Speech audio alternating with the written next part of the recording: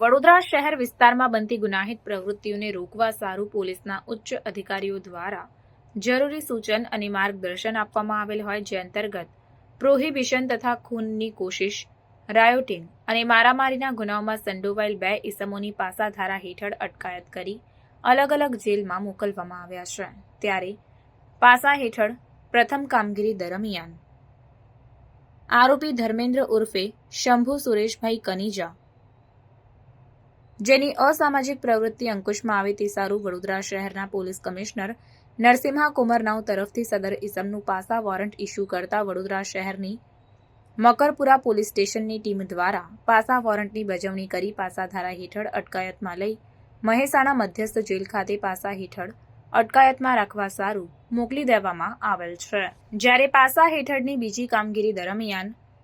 આરોપી વિવેક ઉર્ફે કાલુ ચંદ્રકાંત પરમાર, જે વિવિધ 2 ગુનાઓમાં સંડોવાયેલ હોય, ત્યારે આરોપીની અસામાજિક પ્રવૃત્તિ અંકુશમાં આવે તે સારું વડોદરા શહેરના પોલીસ કમિશનર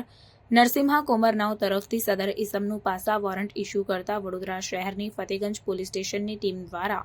પાસા વોરંટની બજવણી કરી પાસાધારા હેઠળ અટકાયતમાં લઈ અમરેલી મધ્યસ્થ જેલ ખાતે પાસા હેઠળ અટકાયતમાં રાખવા સારું મોકલી દેવામાં આવ્યું છે।